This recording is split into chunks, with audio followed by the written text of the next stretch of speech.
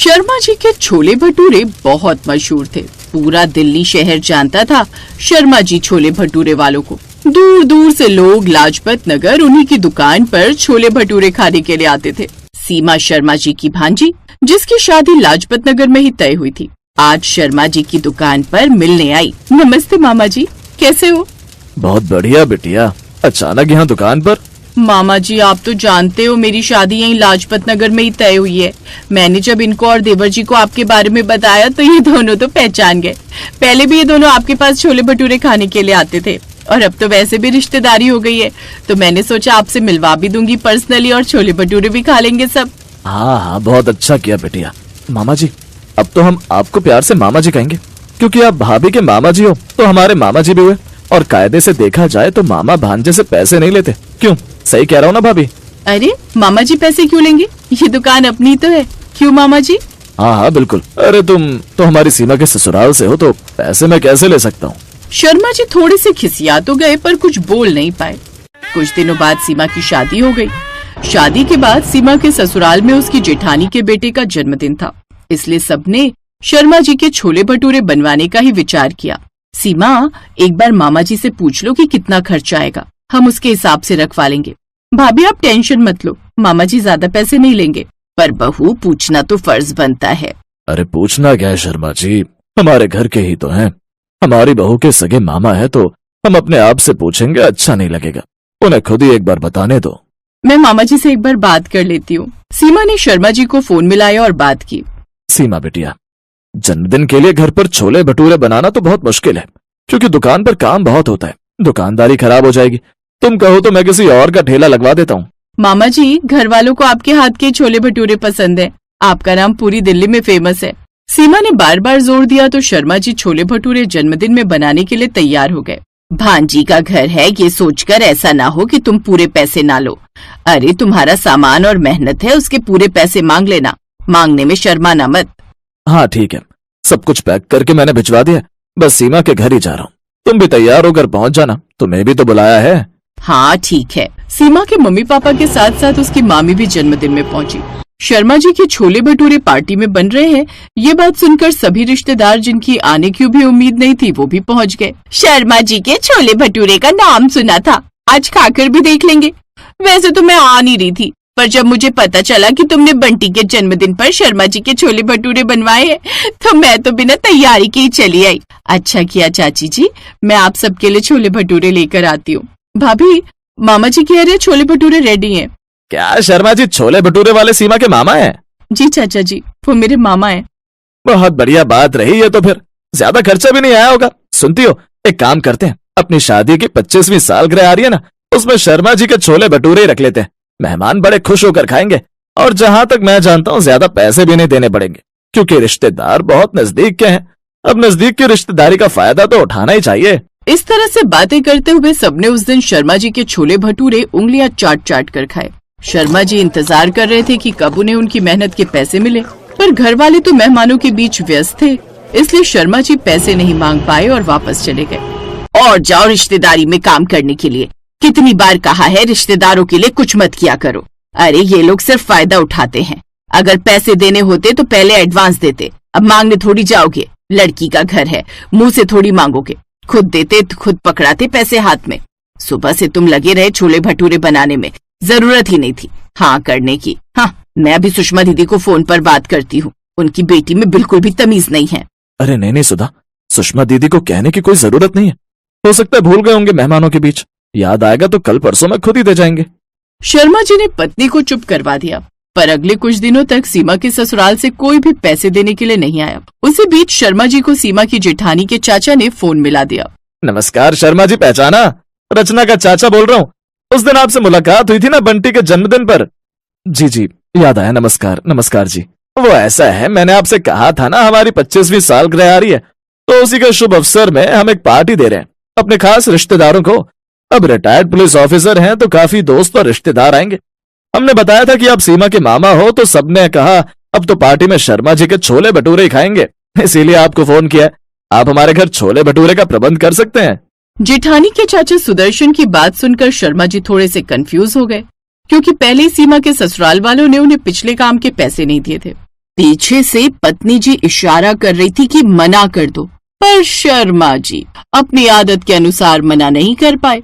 उन्होंने हाँ कह दी। अरे एक बार धोखा खाकर समझ नहीं आया, अब दोबारा फिर रिश्तेदारी के लिए काम कर रहे हो। पछताओगे देखना, ये लोग भी पैसे नहीं देंगे और काम निकलवा लेंगे। शर्मा जी ने रिश्तेदारी के कारण एक बार फिर हाँ कह दी। पर फंक्शन से ठीक एक दिन पहले शर्मा जी की दुकान पर अचानक स्वास्थ्य विभाग का छापा पड़ गया। कुछ लोगों ने शिकायत की थी कि छोले में मिलावटी तेल और खराब मसाले का इस्तेमाल होता है। हमें शिकायत मिली है, हम सैंपल लेंगे और रिपोर्ट आने तक दुकान सील रहेगी। आपको कोई गलतफहमी हुई है साहब, मैंने आज तक कभी मिलावट का सामान नहीं बेचा। हमें अपनी ड्यूटी करने दीजिए, हटिए यहाँ से। दुकान पर छापा पड़ने की खबर आग की तरह फैल गई। शर्मा जी का चेहरा पीला पड़ गया। इतने सालों की मेहनत एक झूठी शिकायत के नीचे दबती दिख रही थी। मामा जी की दुकान पर छापा पड़ गया, लेकिन कैसे? मिलावट की शिकायत? ये तो सीधे सीधे बदनामी है। Sudarshan ji retired police officer थे। उन्हें बात हजम नहीं हुई। उन्होंने तुरंत अपनी पहचान और पुराने विभागीय नेटवर्क का इस्तेमाल किया और असली कारण जानने में जुट गए। मुझे अंदर के आदमी से पता चला है कि यह शिकायत झूठी है और शर्मा जी के एक पुराने दुश्मन ने पैसे देकर दर्ज करवाई है। मैं खुद इसकी जांच करवाऊंगा। कुछ दिनों बाद असली मुजरिम पकड़ा गया, जिसने शर्मा जी के खिलाफ झूठी रिपोर्ट दी थी। वो व्यक्ति शर्मा जी का पुराना दुश्मन था। शर्मा जी, एडवांस के पैसे हमने अपनी शादी की सालगिरह की डेट बदलकर आगे कर दी थी, क्योंकि छोले भटूरे बनेंगे तो शर्मा जी के हाथों के ही बनेंगे। आप सबने मेरी इतनी मदद की है तो मैं भला कैसे मना कर सकता हूँ। मैं समय पर आ जाऊंगा। शर्मा जी की पत्नी ने उस दिन कुछ नहीं कहा, क्योंकि वो जानती थी कि सीमा के ससुराल वालों ने शर्मा जी के लिए जो किया वो बहुत बड़ी बात। उस दिन शर्मा जी को एहसास हुआ कि किसी भी रिश्ते की असली परख दुख के समय होती है। जो रिश्ते दुख में काम आते हैं वही सच्चे होते हैं।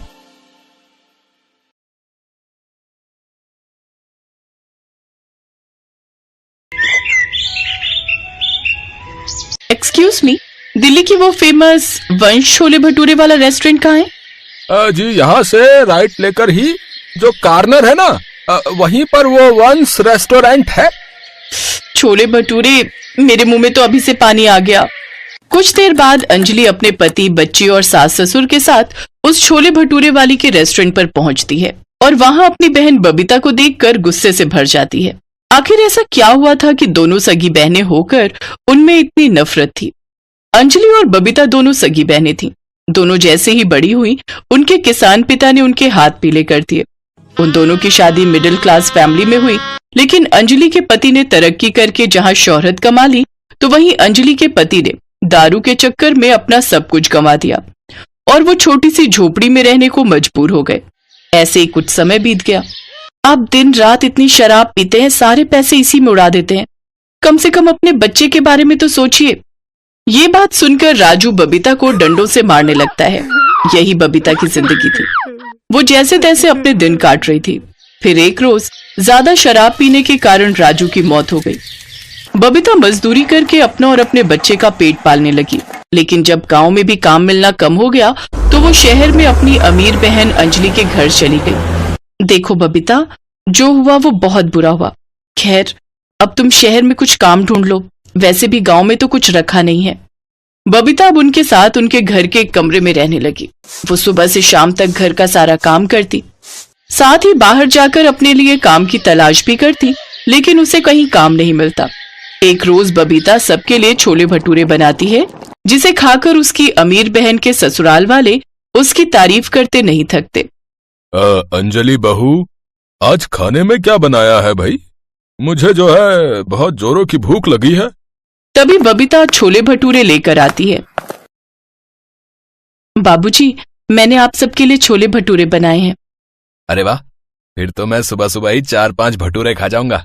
ये तो हम दिल्ली वालों की जान है। हाँ। जीजा जी, आप 4-5 तो क्या 8-10 खा लीजिए, मैं खुशी खुशी खिला दूंगी।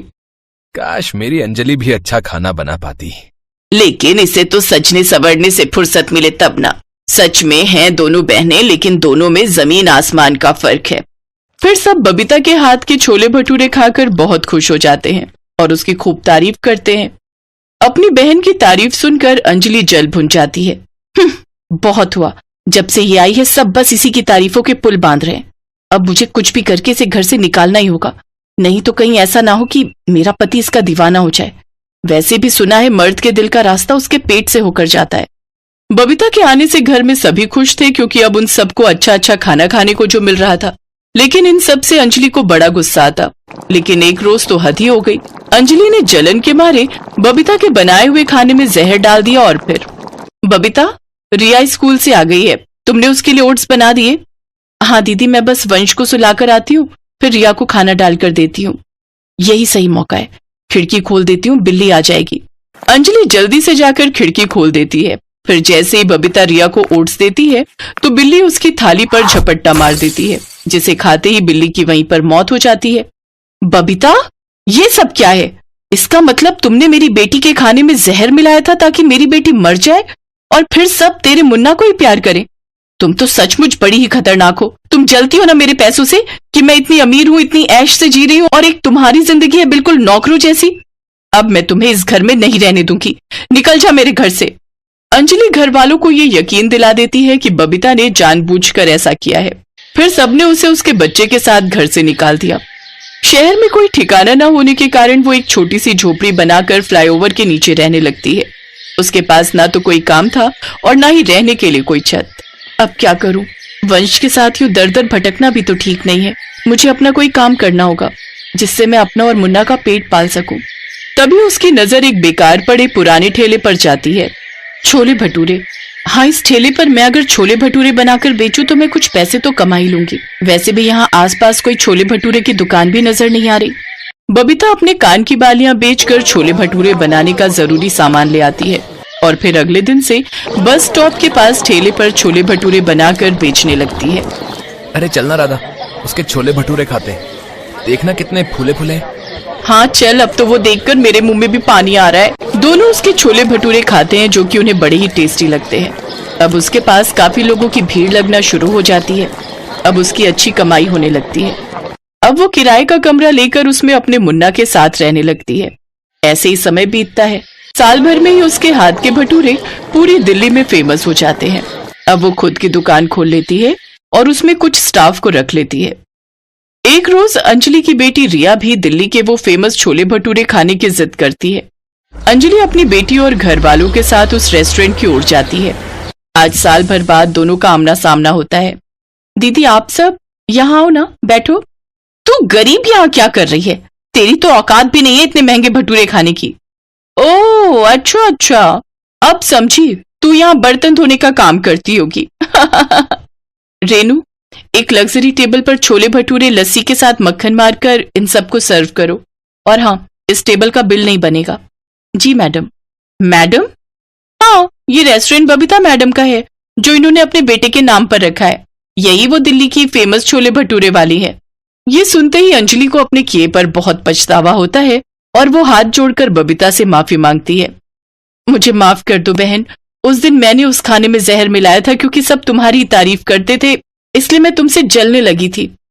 तुम इतना गिर सकती हो, ये मैंने कभी सोचा भी नहीं था। दीदी, आप माफी मत मांगिए, और अगर आप मुझे उस दिन नहीं निकालती तो आज मैं अपने पैरों पर खड़ी कैसे हो पाती और सारी दिल्ली में फेमस कैसे हो पाती। दोनों बहनें सब कुछ भुलाकर एक दूसरे को गले लगा लेती हैं